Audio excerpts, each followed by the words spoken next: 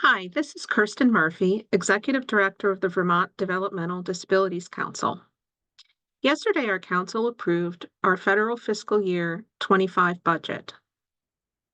Unfortunately, some of that presentation was a little hard for folks to hear, so I've been asked to redo the presentation in a video format. This can also be seen by members of the public who want to know more about how the council uses its federal funding. So I will begin by sharing my slide deck.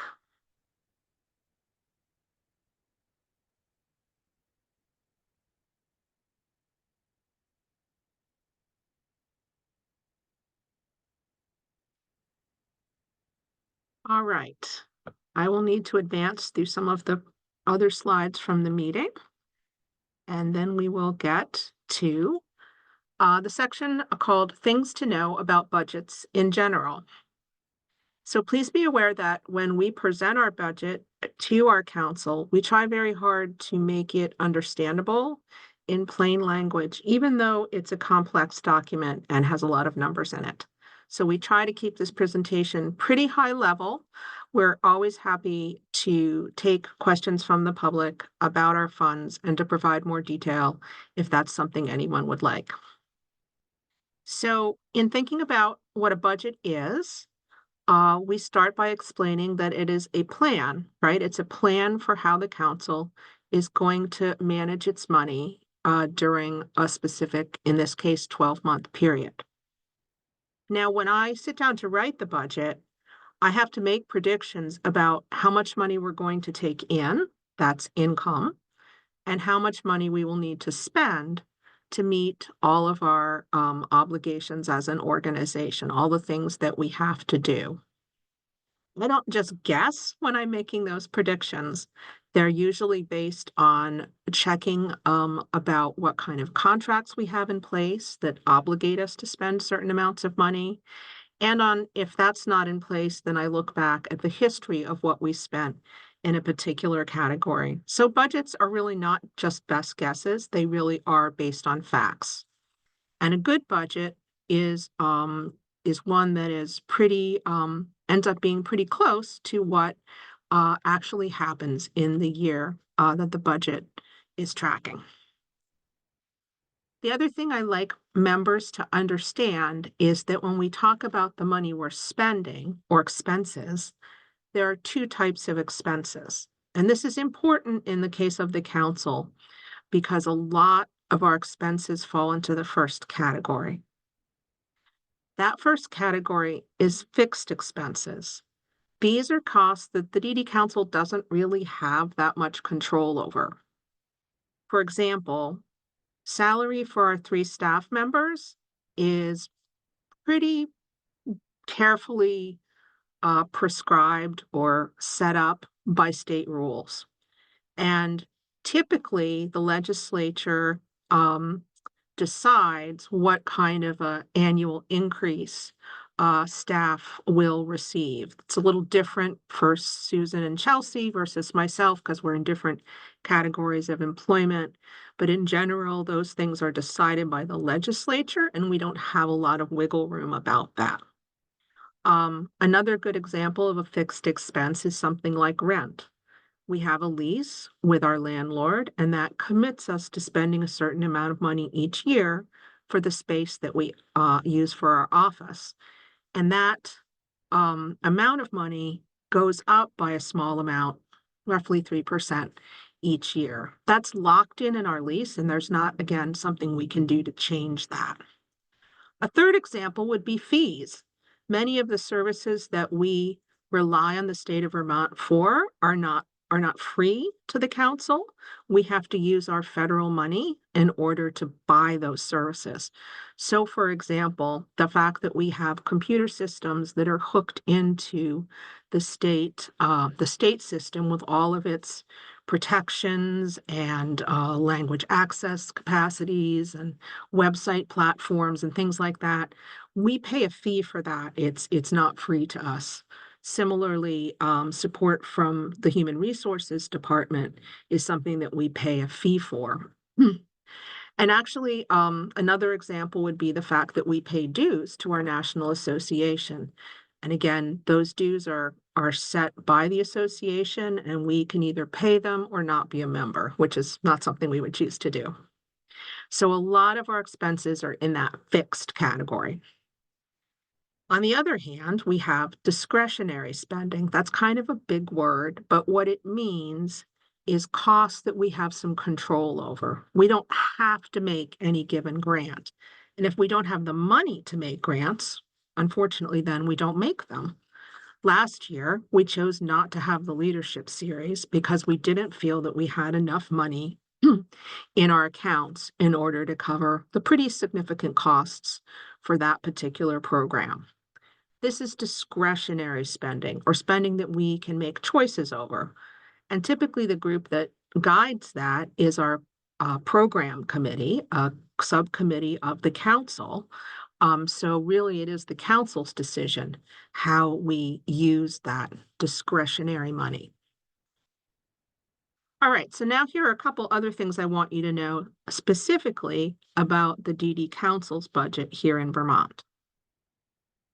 So we're going to be talking about the budget, which is the money that we get from Congress each year. So this is called an appropriation, and it's part of the big federal budget that Congress passes, sometimes not in a very timely manner, but that Congress adopts each year. Our council is one of, I think, 11 minimum contribution states, meaning states with the smallest populations in the country, and we get a minimum appropriation, the smallest amount of money that a state council can get, and that's $520, roughly $1,000 a year. It is widely understood across our network that that's not really enough money to run a statewide DD council. But that minimum amount has not been going up over quite a considerably long time. When we get our appropriation from Congress, we have 2 years to spend it.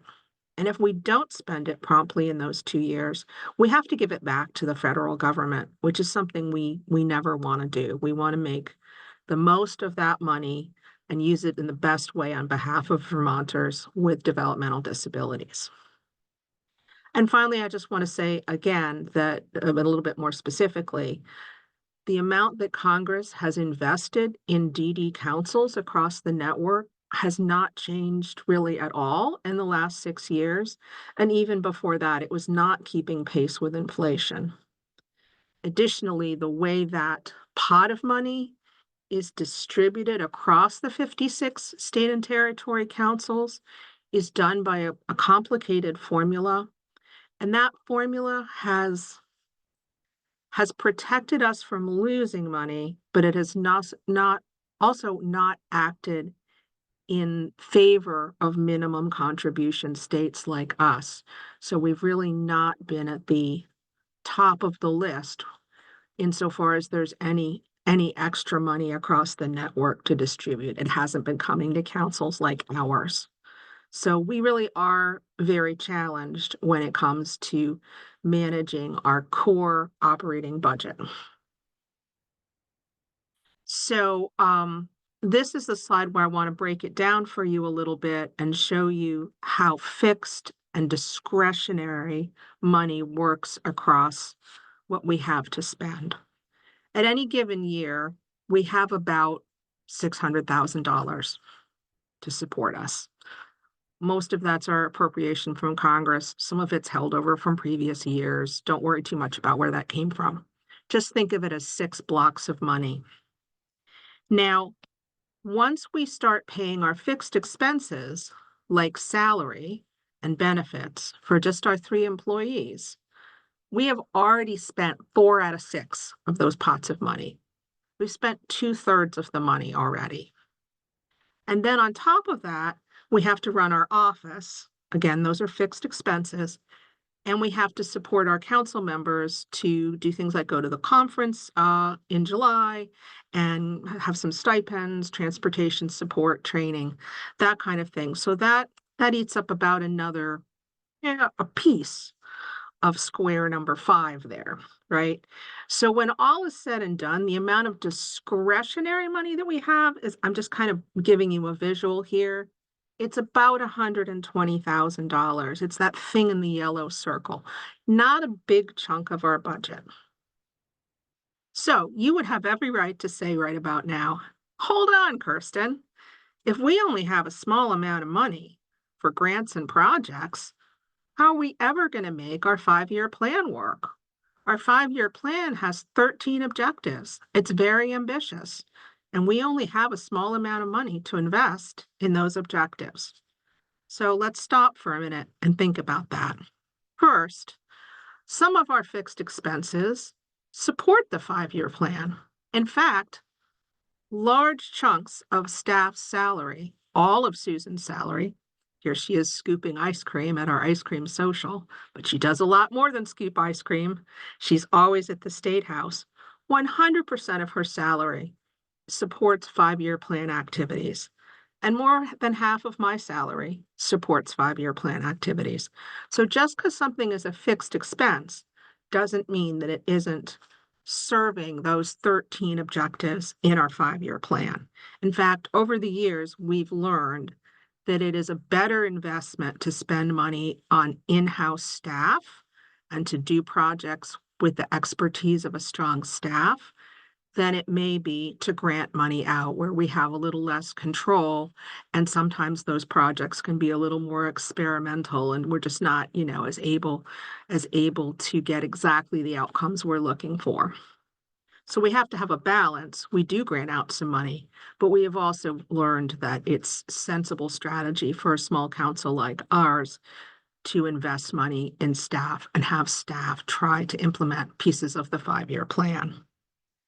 Another important thing to know is that there is other money available to the DD Council. It doesn't show up in the budget that we're talking about today. These are, I call them project budgets. Usually these are pieces of other federal grants that the state of Vermont has taken in. So for example, about a year ago, our council was one of the lead writers in an application for a $10 million grant from the Rehabilitation Services Administration in the federal government. And Vermont received that grant.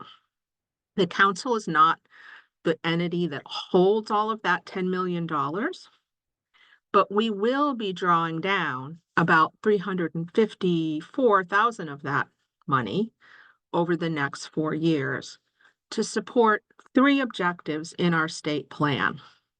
So that's a project budget. It's another piece of money that we access, not only for direct project expenses, but actually for things like a piece of my salary, right? And we have several other pretty good-sized projects like that. Money that we've gotten to support our inclusive healthcare project, much of which came from the Vermont Department of Health.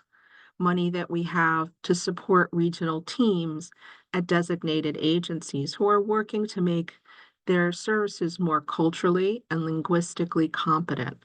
That's another project where we're a pass-through for that money. In fact, the DD Council has, over the past 3 years, secured more than $700,000 in these extra project budgets. So there is some other money out there that we're using really aggressively to meet our 5-year plan goals, but it's not going to show up in the budget that I'm going to ask you to approve today.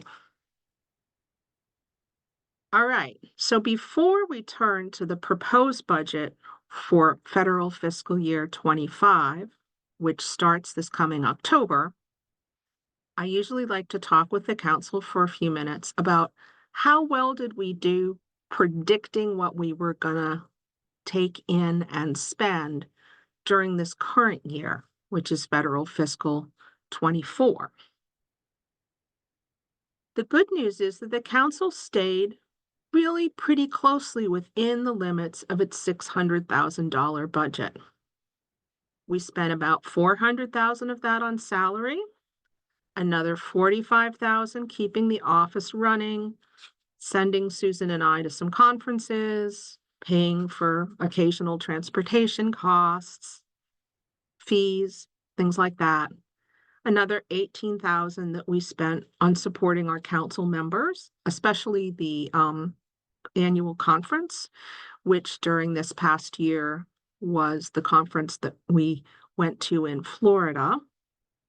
So we spent all in all about 460-ish $1,000 on those fixed expenses, much of which also went to support our 5-year plan by staff doing that work. And on the discretionary spending side, the side where we have a little bit more say over how the money gets spent, we took about 71,000 of that money, which totaled around 130, and we spent about 71,000 on some grants and projects. We try not to spend all of the discretionary money, and this is a third important point about sort of the principles that we use when we're organizing our budget. We try to keep between $60,000 and $70,000 in a kind of emergency fund, so that if a really important opportunity, or on the more negative side, a significant emergency like a pandemic or a cut from Congress happened, we would have a little bit of a cushion in order to manage that pressure on our budget, right?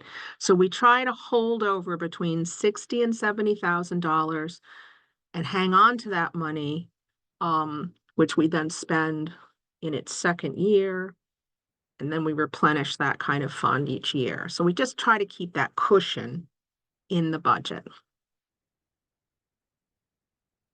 All right. So here's where I'm going to present at a very high level the spending for the federal fiscal year 25 budget. Again, if you want to see more detail in any of these categories, we're happy to provide that. How much money do we think we're going to take in starting on October 1? We are tracking carefully how the budget process is moving through Congress, and we are quite confident that the best possible case scenario and the likely case scenario is that we will be flat funded. We will get about what we got last year. And so we're being told to expect that as a minimum contribution state, we will get about $526,000 from Congress. Now, we also have some, remember I said there's that cushion, right? We carry over some money from the previous year. Usually that's about $60,000 to $70,000. This year it's higher. Why is it higher? Good question. Without getting into too much detail, remember that I said that if we don't spend money within 2 years, we have to give it back to the federal government. For a while now, I've been having a conversation with our business office about some money from federal fiscal year 22, which was a while ago. The business office felt strongly that that money had to be returned, but I've been working with our partners at the Administration for Community Living and their budget office because they've been changing the way they interpret certain rules. And that change in how they're interpreting certain rules is going to allow us to hang on to $37,000 that we were quite worried we would have to send back to the federal government. So that meant that this year's carryover is higher than usual. It's higher by about $37,000. The other thing that I account for as income is the fact that some of those, remember those other budgets, those other bags of money? Some of that money is going to go to pay for the cost of my salary in particular, and to some degree Chelsea's salary. Conservative estimate is that's $15,000. So that's other money we're pulling in that's going to pay for some of the core expenses that go into this core budget, our core operating budget. When all is said and done, we expect we're going to have close to $640,000 for this coming federal fiscal year. Now we start backing out costs. Remember that I said every year the state and the legislature decide if salaries are going to be increased a certain amount, really just to keep up with inflation. So it's not really like we're getting more money. Our spending power is staying the same. It's because costs go up, they have to increase salary a little bit. So because inflation has been running a bit high, that increase is 4.5% across the board. So for the 3 staff, there will be a 4.5% increase, and that means that instead of costing $400,000, salary and benefits is going to cost more like $420,000. So that's our first big ticket spend, right? And when we get done with that, our pot is a lot smaller. We're down to about $218,000. Sorry, I jumped the slide ahead. Almost $219,000. Well, then again, we have to pay for the office, which we are keeping those expenses as close to last year as we possibly could, even though the rent will go up a little bit. So that's about $47,000. And then we do have a one-time reduction in how much it's going to cost us to support council members next fiscal year, federal fiscal year. And the reason for that is that our national association has already announced that they are not going to hold a national conference, not this coming July, but a year from this July. Conferences are becoming more and more expensive and challenging to organize. And because our national office is going through some leadership transitions, they want a year to think about what the most effective event will be and whether that's annual or it turns out to be every other year or how that's going to work. So they're going to take a year off from doing that conference. We hope that we'll be able to send members to some other training opportunities. We built in a little bit of money for that, but in general, that's not going to cost nearly what it costs to take a team of us to our national conference. So we are able to predict reliably that for council expenses, the amount is going to drop down to closer to $10,000 just for that 1 year. So those are the other fixed expenses. We back those out, and now we're down to more like $160,000. So again, the pot keeps getting smaller down there in the bottom right. Now we're going to talk about our discretionary expenses. In general, I like discretionary spending to go through a process where our program committee looks at that. And then they make recommendations to you about what grants they want to make. However, I think because we got that extra $37,000 from 2022, I'm comfortable committing us to having the leadership series this coming year. There's a lot of pent-up demand for that. People really want to see that back. But a lot of people asking, when is that happening? So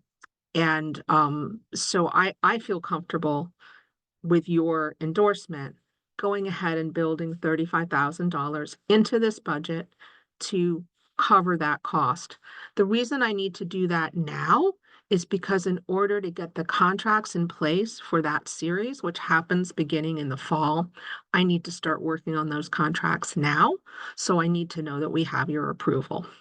So while some of the discretionary money will be, how we use that will be decided later through our process with the program committee, in the budget I'm presenting today, I am asking you to agree to $35,000 for leadership. And then we always try to build in about $5,000 for the ways in which we support some of the statewide conferences like Voices and Choices and Family Networks Conference, the Buddy Walk down in Southern Vermont. There's a handful of things where we support those partner projects. So that would still leave about $122-ish thousand of discretionary money. Remember, we're not going to spend all of that, or at least I wouldn't recommend that you do that. You're going to want to put some of that into that $60,000 to $70,000 emergency fund. But there's a little bit of room for the program committee to talk about and make recommendations by next September about what they want to do with a piece of that money. So this is the overall budget that I'm presenting, and I have asked yesterday that our council make this motion to adopt the budget as presented, which they did with the majority of members voting in favor. We sometimes do revise the budget as we get more information, but this should be a pretty good general sense of how we're going to be using our congressionally appropriated resources during federal fiscal 25. Thanks so much for watching and for your support of the Developmental Disabilities Council.